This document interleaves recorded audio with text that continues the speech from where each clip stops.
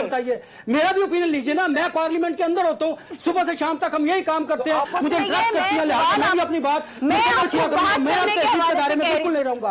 उसकी वजह यह है कि आप रजी साहब को टाइम देती है, यादरान को टाइम देती है। सवाल बात यह कि मुझे जवाब देने दें, रजी साहब के साथ उलझ पड़ते हैं, कभी मेरे साथ उलझ पड़ते हैं। मैं कहता हूँ आप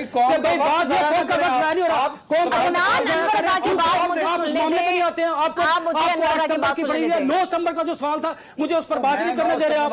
मैं खुद 9 सितंबर की बात कर रहा हूँ, बात तो करने देना। जब आप मुझे बात नहीं करने देंगे, मैं क्या जवाब दूंगा, मुझे बताएं। अनवर रज़ा साहब, मुझे ये बताइए कि जो 9 सितंबर को सब कुछ हुआ, जिस तरीके से पार्लियामेंट में लोग घुसे और मैंने इसको निकाल कर ताड़ बाहर निकाल के लेकर फेंकते चले गए, वो यकीनी तौर पर जस्टिफाई नहीं था। लेकिन रिजवान रज़ी साहब ये कह रहे हैं हम कब तक उसका मातम करते रहेंगे? जब हम सानिया 9 मई का मातम आज तक मना सकते हैं, तो हम पार्लियामेंट के तकद्दुस के हवाले से बात नहीं कर सकते? ज़रिया, पहली बात तो यह है कि 9 सितंबर का जो वाक़या है वो जमहूरियत पर बदनुमा दाग है।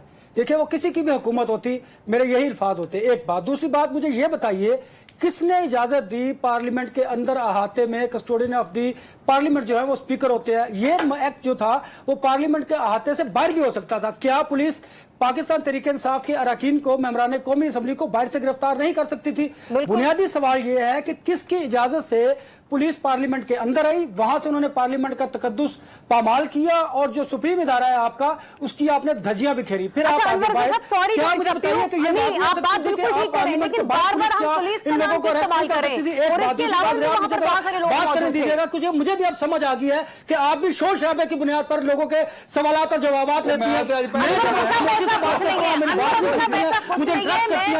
अपनी बात बिल्कुल नहीं रहूंगा। उसकी वजह यह कि आप रजी साहब को टाइम देती है, यादरान को टाइम देती है। सिर्फ ये कह रही हूँ कि आप पुलिस बताइए, मेरा भी ओपिनियन लीजिए ना। मैं पार्लियामेंट के अंदर होता हूँ, सुबह से शाम तक हम यही काम करते हैं।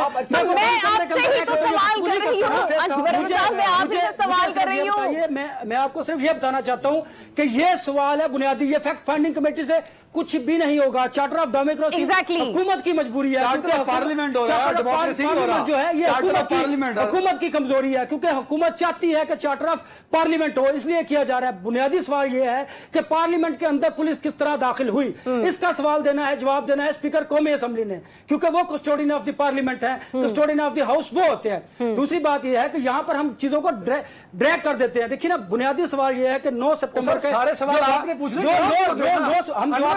सवाल बात यह कि मुझे जवाब देने दें, रजी साहब के साथ उलझ पड़ते हैं, कभी मेरे साथ उलझ पड़ते हैं। मैं कहता हूँ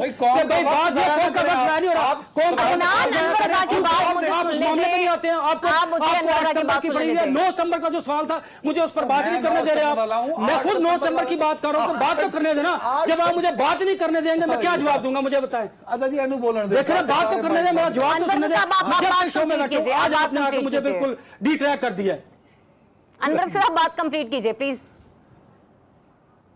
देखिए, बुनियादी बात यह है, हुकूमत की इस वक्त ये मजबूरी है कि उन्हें चार्टर ऑफ पार्लियामेंट करना है। ठीक है, क्योंकि हुकूमत ये समझती है, अभी तक मौलाना फजल रहमान साहब जो हैं, अगर वो ग्रीन सिग्नल देंगे तो ये अमेंडमेंट पुट करेंगे, अदरवाइज नहीं करेंगे। पहली बात ये, क्योंकि मौलाना फजल रहमान साहब भी अभी तक अगर मगर की बैठने को तैयार नहीं है। 9 सितंबर का वाकया बिल्कुल जमहूरियत के मुंह पर एक तमाचा है, इसका जवाब आना चाहिए। क्योंकि अगर आप आज किसी के साथ ये एक्ट कर रहे हैं, तो कल को फिर आपके साथ भी यही होगा। मैं हमेशा कहता हूं, ऐसे कवानीन जो आप अपोजिशन को क्रैश करने के लिए लाते हैं, कल को जब आप अपोजिशन में होते हैं, वही कवानीन आप पर लागू होते हैं। लिहाजा इससे जमहूरियत कमजोर होती है, आपकी जो स्पेस है वो स्क्वीज होती है, आपकी स्पेस खोई जाती है। ये अब सियासी जमातों ने सोचना है। जब स्पीकर कौमी असम्बली का इजलास होने से पहले हाउस बिजनेस एडवाइजरी कमेटी हुआ करती थी, उसमें तमाम पॉलिटिकल पार्टीज के जो पार्लियामेंट लीडर्स थे वो वहां पर बैठते थे, कहते थे कि हाउस हमने किस तरह चलाना है, कोई नाखुशगवार वाकया अगर हो भी गया तो हमने उसको कैसे काउंटर करना है और कैसे माहौल को खुशगवार बनाना है। वो अब अनफॉर्चुनेटली इतना ज्यादा पोलराइज हो गया कि बिजनेस एडवाइजरी कमेटी में भी पार्लियामेंट लीडर्स वो तय नहीं करते जो पहले हुआ करता था। लिहाजा अब सियासी जमातों को बैठना होगा, बात करनी होगी, अदरवाइज इनका जो स्पेस है वो मजीद सुकड़ता चला जाएगा और इसका नुकसान इस जमहूरियत को होगा, इस मुल्क को होगा। ठीक है अनवर साहब, आपका पॉइंट ऑफ व्यू आ गया।